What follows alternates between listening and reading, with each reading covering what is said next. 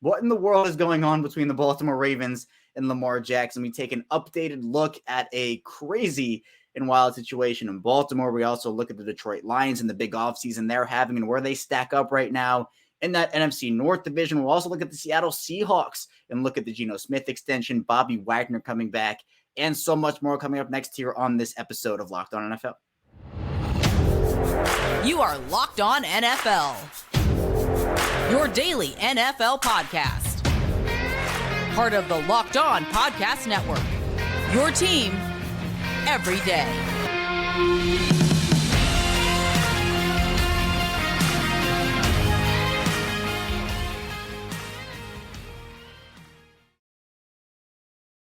Welcome into another edition of the Locked On NFL podcast, part of the Locked On Podcast Network, your team every day. It is Monday, so that means you have me, Kevin Oestreicher, one of the many NFL experts here on our network, and we're free and available anywhere you get your podcast. So be sure to subscribe for free, both on YouTube in video form and wherever you get your audio podcasts, so you get the latest episodes. You can turn notifications on for when we go live. We premiere episodes here on the channel, and we're here bringing you the biggest stories around the NFL here. And I think the biggest story in the NFL right now has to be Lamar Jackson.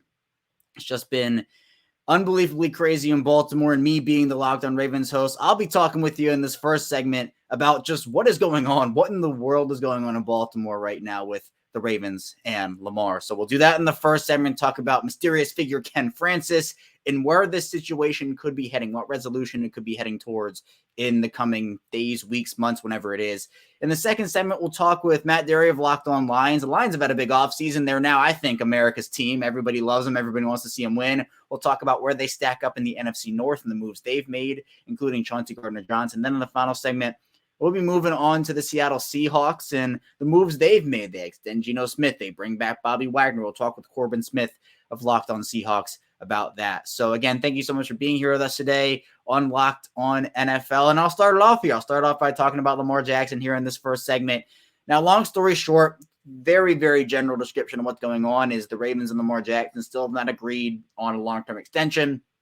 The holdup reportedly is the guaranteed money. Lamar Jackson reportedly, according to some people, wants that fully guaranteed contract. The NFLPA pushing for that fully guaranteed contract. The Ravens don't want to give him that. They don't want to give him the fully guaranteed contract. It seems like the owners don't want fully guaranteed money to become a thing. These fully guaranteed big contracts, especially quarterbacks, to become a thing. Obviously, the Deshaun Watson deal happened, Kirk Cousins, but the Watson deal, I think the owners want that to be an outlier, whereas Jackson, he wants to be paid what he deserves, he's worth, and I'm not going to bash him for that.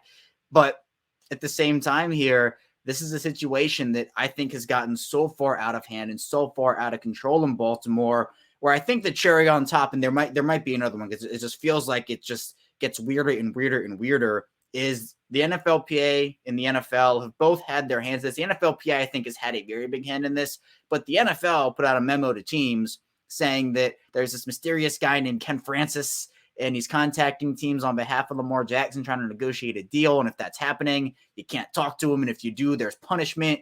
And, the offer sheet, if there's a deal, might not be recognized if it's negotiated by Ken Francis. And everyone's like, who's Ken Francis? Who is this guy? Apparently, he's a Florida man, so it tells you. And he has been working on this home gym invention. And Lamar comes out and denies that on Twitter. Ken Francis also denies it. And then Lamar drops a promotional video for a home gym, a portable gym you can take everywhere, called The Entire Gym. And I'm sitting here thinking, is this the greatest publicity stunt we've seen of all time? Absolutely amazing business sense by Lamar Jackson. Maybe was it all a setup? Was it not? Did he just use? There's so much in this, but it's just another weird and bizarre twist on a weird and bizarre situation where Lamar was given the non-exclusive franchise tag. That's a $32.4 million cap hit there. That has hindered the Ravens' ability to do a lot this offseason. We've seen teams throughout the NFL make tons of moves, improve their rosters. And the Ravens, they just signed Nelson Aguilar on Friday. That was their first outside free agent move. They released Calais Campbell. They lost guard Ben Powers, tight end Josh Oliver. They traded Chuck Clark, their safety, to the Jets. And a lot of people are getting antsy about this Ravens offseason because, again, we've seen the improvement from teams throughout the league, and the Ravens are kind of handicapped here by this situation for multiple reasons, not just the cap hit reason, but you're looking at a situation where is quarterback in need or is it not? If the Ravens have this thing linger, we don't know what's going to happen quarterback wise, because let's say it's after the draft. The Ravens end up, they'll trade him. Let's just say the Colts have been a team that's been constantly linked to Lamar. So let's just say they trade him to the Colts. If you trade Lamar to the Colts, or the offer sheet is signed and leaves for 2 first-round picks, if that happens before the draft, you get the 4th overall pick, which you could presumably use to take a quarterback if you wanted to, and the 2024 first, which will probably be like a late 20s, mid 20s pick, because I think the Colts with Lamar are very competitive and a top contender. But if this lingers on after the draft, then Lamar signs the offer sheet with the Colts. He goes there. You're getting a 2024 first and a 2025 first, both of which are late first-round picks.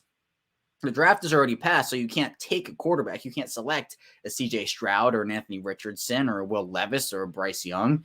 So where does that leave you if you're the Ravens? Is it Tyler Huntley for a year? You tanking for Caleb Williams? I think the Ravens defense is too good to have them tank for a guy like Caleb Williams. I think their defense will keep them in that 16th, 18th, 14th pick area.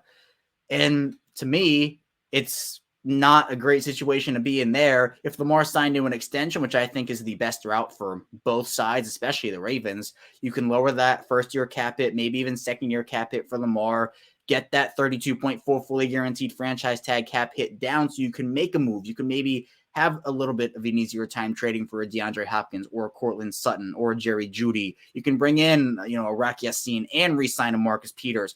The Ravens have 2 glaring needs right now, and it's wide receiver and it's corner. And the Ravens signing Nelson Aguilar does not move a needle for me. And it needs to be, it's a fine depth move. Aguilar is a 4th receiver. It's fine. But if that's the only move, if that is the move and not a move, that's a problem. Because the Ravens wide receiver room as it is, we heard John Harbaugh and Eric DeCosta talk about it at their NFC's press conference, how they're going to look at that room and revamp it. Well, assuming Lamar comes back, I think you need to, because putting a DeAndre Hopkins in that new Todd Monken offense with a Rashad Bateman and Devin Duvernay and a Mark Andrews there, that gives Lamar easily his best wideout room for sure, best pass catching room for sure. And Lamar has needed that. The Ravens did not go out and get Lamar and A.J. Brown on his rookie contract like the Eagles did for Jalen Hurts, or Stephon Diggs like the Bills did for Josh Allen, or DeAndre Hopkins or Marquise Brown like the Cardinals did for Kyler Murray. And that was a misstep. It was a misstep for the organization to do that and not prioritize that. But now at this point, the Ravens, they're in trouble a little bit, because the base salary for Nelson Aguilar's contract was $3.25 million up to $6.25 in incentives. The cap hit is right around 1-ish, 2-ish million. So it's not super big cap hit wise, but they need to clear out more cap space. And the easiest way to do that is to extend Lamar. They have other avenues to do it, but the easiest is just to extend Lamar and hope that, you can get some stuff done. Because as we talk now, I talked about this before for agency, teams are starting to sign these guys. Guys are going off the board pretty quickly. So you got to have something there. And if this lingers into August, there aren't going to be a lot of free agents available if the Ravens don't extend Lamar there, and then you have some issues there. So end of the day, I think Lamar still stays in Baltimore. It's very 50-50. Not a lot of people know what's going on. It's been very tight-lipped between the organization and Lamar, but it just gets messier and messier by the day. It's exhausting. It's tiring for everybody involved. So hopefully it does end soon. But coming up on our second segment here on Locked On NFL, I'll be talking a little bit about the Detroit Lions with Matt Dery of Locked On Lions, talking about Chauncey Gardner-Johnson, David Montgomery, and where the Lions rank in the NFC North conversation. So be sure to stay tuned. So lots to dive into on Locked On NFL. But first, this episode is brought to you by FanDuel, and the tournament is heating up, and there's no better place to get in on the action than FanDuel, America's #1 sportsbook. That's because right now FanDuel is giving new customers no sweat first bets up to $1,000. That's the $1,000 back in bonus bets if your first bet doesn't win. Just go to FanDuel.com/lockedon and sign up today to claim your no sweat first bet. Then you can wager on everything from the money line to point spreads to which team will be cutting down the net. It's all on an app that's safe, secure, and super easy to use. So to miss your shot on a no sweat first bet up to $1,000, when you join FanDuel today, just go to FanDuel.com/lockedon to sign up. Make every moment more FanDuel. We're back here, our second segment of Locked On NFL here on Monday. Kevin Oestreicher still here with you. And again, thank you so much for being here with us on Locked On NFL, making us your first listen. We just talked about Lamar Jackson and the Ravens. And for more on my work in the Ravens and Lamar, be sure to check out the Locked On Ravens podcast, part of the Locked On Podcast Network, your team every day. But now let's move over to the NFC, move over to Detroit with Matt Dery of Locked On Lions, where we talk about this team and just where they could be in that NFC North pecking order, because it seems like it could be their division for the taking. So let's talk about that now.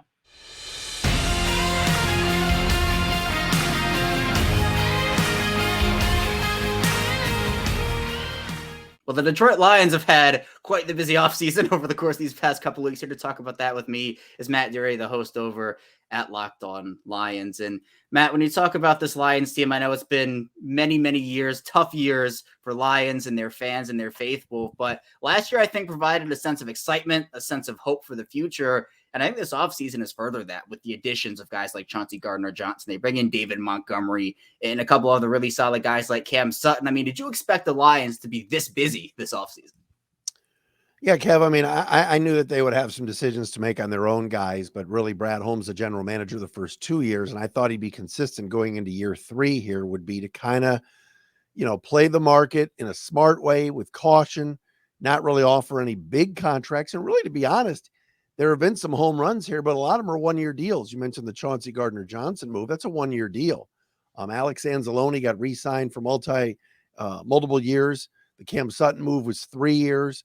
There weren't any signings that just wowed you and you went crazy about a 4-year deal, a 5-year deal, hundreds of millions of dollars. But there were some home runs here, and all of a sudden the Lions have a formidable secondary, and you had 3 free agents in the secondary: Sutton, Mosley, and Johnson, all corners really, although CJ could play safety as well. You've remade your entire secondary and re-signed Will Harris, and you've got Jeff Okudah and Jerry Jacobs back, and Walker and Kirby Joseph. So it's a secondary that's a total remake, and man, people are excited here. They knew the defense needed help, and they got it. Yeah, and do you think there could be anything else on the horizon? I know the free agent pool is kind of drying up at this stage. People are waiting for the draft, waiting for, I guess, the next round of cuts to potentially happen. Where are the other needs you think Detroit needs to address in the next couple of months? Well, there's that national narrative. Mike Florio has done this. A few others have done this, where they say, what about Lamar Jackson to the Lions? Why wouldn't they do this? What about an upgrade?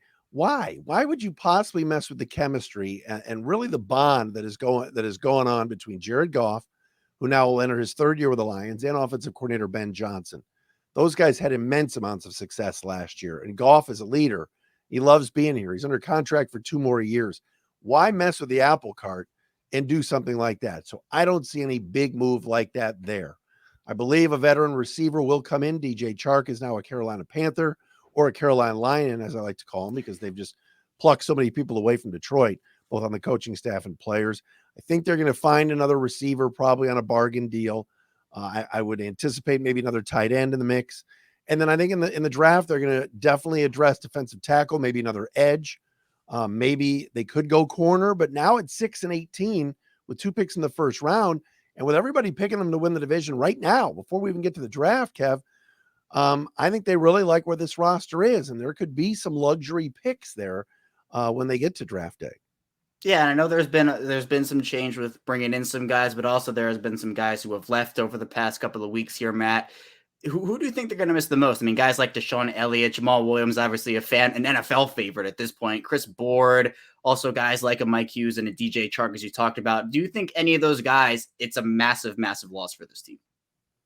No, actually I don't. And that's unlike me, because if you've heard me for the last 7 years do this podcast, it's usually, oh my gosh, the Lions have overplayed their hand, or the Lions screwed this up. And look, they've won 1 playoff game in the last 60 some odd years. So there's a history of buffoonery.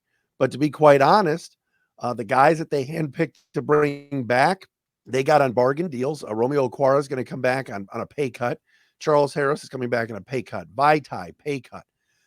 They re-sign Alex Anzalone because they really like him. Jamison Williams is going to get an opportunity here at that starting X receiver to really shine and get that chance. And I think they'll add another receiver. Josh Woods is a guy that I really think they'll miss on special teams, but he's a backup linebacker. So, and the Jamal Williams situation you mentioned is interesting, but they feel like they've upgraded with David Montgomery, offering him the same money they offered Williams, and a guy 2 years younger who's got more of a track record than Jamal as a starter takes that contract. So they feel like they've upgraded at running back. And like I said, they feel really, really good where they are right now. Yeah, and you mentioned Jared Goff, the why would they mess with the chemistry? Chemistry is a huge thing, and Detroit definitely has tons of it right now. How confident are you, Matt, that he can be the guy long-term for Detroit moving forward? As long as they keep this sort of, how do I want to say it? Just sort of mantra in place of running the football, being tough, building along the offensive line, which they've done. I think Jared Goff is fine. If you tell me in week 5, though, that Frank Ragnow gets hurt, Jonah Jackson gets hurt, or Sewell or Decker, and you go, backups have to play along the O-line, then we're talking trouble. Jared Goff needs to be protected. He doesn't move very well. We know that. He doesn't run like Lamar Jackson or a Justin Fields or anybody like that. But I think they really like what he's done. And he's not old. Jared Goff is still in his 20s. He's been to a Super Bowl, nearly took this team to the playoffs last year, outplayed Aaron Rodgers in not 1 but 2 games a year ago when the Lions beat the Packers and swept them. So he's the guy. The question's going to be, Kev, after this year, will they extend him and pay him the money that all these other quarterbacks are getting? Or what about the draft this year? Could they take a draft and stash quarterback at 6, like a Richardson or a Levis, and people go, oh my gosh, but I don't think they're going to do it. I think they don't want to mess with anything chemistry-wise. I think they want to hand the keys and continue to hand the keys to Goff. Do I think they'll take a quarterback maybe in the middle rounds as a developmental guy? I do think they could do that. Right. And, you talked about the people picking Detroit right now to win the NFC North. And you look around the division, just a quick rundown of it. The Green Bay's obviously going through what they're going through with Aaron Rodgers. Seems like it'll be Jordan Love at the helm for them next year. Chicago, they're building up their roster, but they're still probably a couple of years away at this point. Minnesota feels like the only challenger right now to Detroit. And right now the jury's kind of, I guess, still out on them, what happens with Dalvin Cook, etc. So Matt, my question to you is, do you think Detroit right now is gearing up to take over the NFC North for the next couple of seasons? I do. And look, there's going to be a bullseye on their backs. Everybody's picking them. You and I talked about it before we hit record here. They are America's team. It's a chic pick. I believe Vegas has them over under at 9.5 wins. A year ago, it was at 6. And before that, the year before that, they only won 3 games. So they just seem to have something special building. They've kept a lot of their guys. They continue to build along the offensive and defensive lines, something that I think you could question with Minnesota with all the moves they've had to make to get below the salary cap. I still like Green Bay. I don't know what Jordan Love is, and I think that will be interesting to see. And the Bears, yes, while everybody's kind of telling us about Chef Poles and Chef Poles is cooking, Chef Ryan, give me a break. The Bears are not ready yet. I do think the Lions have a chance to win this thing. You take Kendricks away from Minnesota and others, guys leaving. I think that hurts them. They won a lot of close games last year that I don't think they're going to win again this year.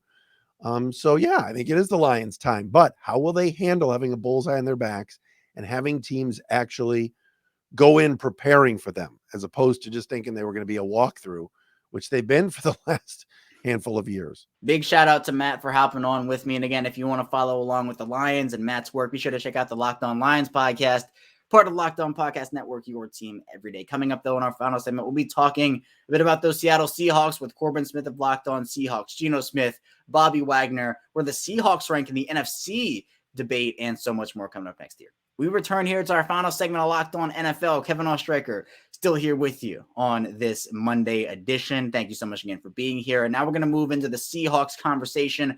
Corbin Smith of Locked On NFL. The Seahawks had a surprising year last year, surprised everybody. Geno Smith, he gets rewarded with that extension. They bring back Bobby Wagner. A lot of Seahawks storylines we'll get into with Corbin right now.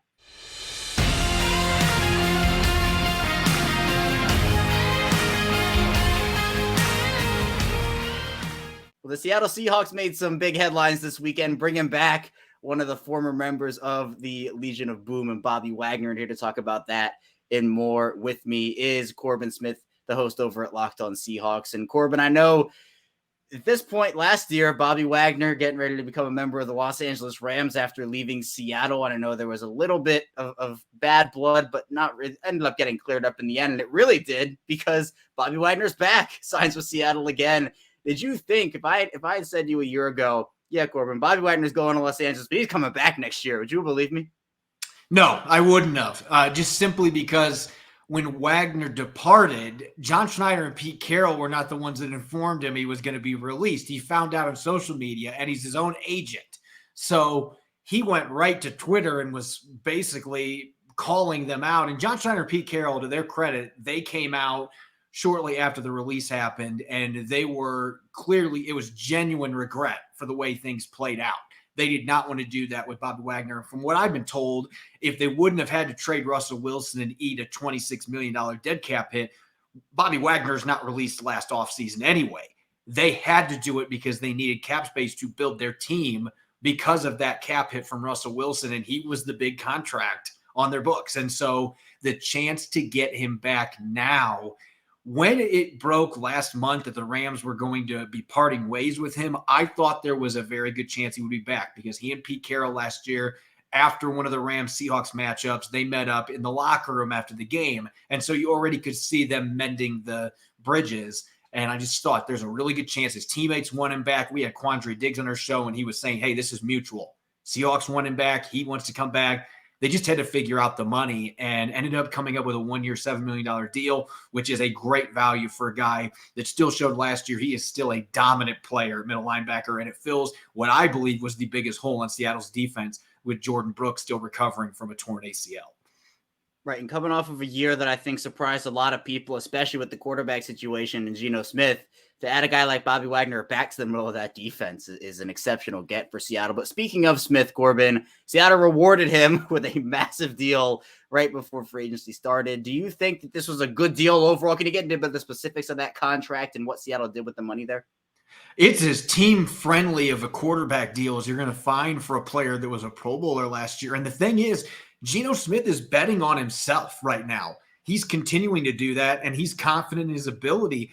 A good chunk of this contract is escalators. $30 million of it is escalators that he has to hit certain marks that he had last year to be able to get that money. And he signed it willingly because he believes in this offense with the weapons they've got that he's just going to get better. You have to remember, he has not played a lot of football in the NFL. He was a starter for 2 years with the Jets and then for 7 years with the backup. Even though he's 32, he has not started a lot of games. He is a young 32, and this will be the first time in years that he's going to be in the same offense for 2 straight seasons, actually 3 straight years, but 2 years as a starter. And so he believes that he is going to be able to hit those escalators, and then he's going to make a lot of money. The Seahawks are saying, hey, we are willing to pay you that, but you need to put the stats and you need to get us to the playoffs and we need to compete for championships. And he believes he can do it. And so, yeah, there's been talk about the Seahawks drafting a quarterback. They could still very well do that because they haven't picked this early in the draft in a long, long time. But at the same time, they gave this contract to Geno Smith. It gave him flexibility this year to be able to build around him, bigger cap hits the next 2 years. But if he earns the money and plays like a top 5, top 10 quarterback, they will gladly pay the toll for that. Yeah, and Smith, one of the better stories of last season based off how he performed. But let's move back over to defense, Corbin. Seattle's undergone a bit of a defensive line shuffle this offseason, bringing in talent. Draymond Jones coming in on a big deal. Jaron Reed as well coming back to Seattle. And then you have a couple of guys still unrestricted free agents or gone elsewhere. Shelby Harris gets released. What do you make of the additions and subtractions on that unit? I think the first big thing is that the defensive line is truly a work in progress. And it was telling to me the moves that have been made, releasing Shelby Harris, releasing Quentin Jefferson, most recently Al Woods. Poona Ford, it was a unrestricted free agent. None of those guys are on new teams right now. And Seattle ranked 31st against the run last year. Their run defense was abysmal. Now, Al Woods has only been on the market a few days, so we're going to give him a little bit of a benefit of the doubt here. But the other players still being available, it kind of reflects the rest of the league looks at Seattle's defensive line and thinks, you know what, that was not a good group. We're not going to be paying big bucks to get any of those guys and bring them in. And maybe Seattle brings some of those players back at a cheaper price later in the offseason. It's very possible. But even with Draymond Jones and Jaron Reed coming back, those 2 players are really nice additions, but they need to add bodies there through free agency in the draft. That is still the big question mark. But you got Bobby Wagner back in the middle. Devin Bush coming from the Steelers. Not great the last couple years, but he's only 24. He was really good as a rookie. The Seahawks are hoping on a prove-it deal that learning from Bobby Wagner that he can rediscover his form from his rookie year, former top 10 pick. And then in the secondary, you've got Tariq Woolen, who almost won Rookie of the Year last year, and he's still trying to figure out what he's doing at corner. Like, his ceiling is beyond the clouds. And across from him, you're going to have Mike Jackson or Trey Brown, and you're hoping you're going to have a healthy Jamal Adams back with Quandre Diggs. If not, you sign Julian Love from the Giants, who's got starting experience, is a very good football player, and Ryan Neal's going to be back. So there feels like there's a lot of pieces there, but the defensive line, maybe getting a young linebacker in the draft to go with Bobby Wagner and Devin Bush. Jordan Brooks is going to be back eventually healthy. There are some question marks there, the defensive line being the biggest one in the interior. They need to continue adding to that group and getting players that fit the scheme they're running. Yeah, and still opportunities to do that. But when you're talking about the NFC, Corbin, a lot of people regard it, at least compared to the AFC, especially quarterback-wise, as a pretty weak conference, all things considered. Obviously, the Eagles did what they did last year. People are high on San Francisco, but Seattle, I think, has a real chance to make some noise in this conference this year. Where do you kind of see them in this NFC pecking order right now?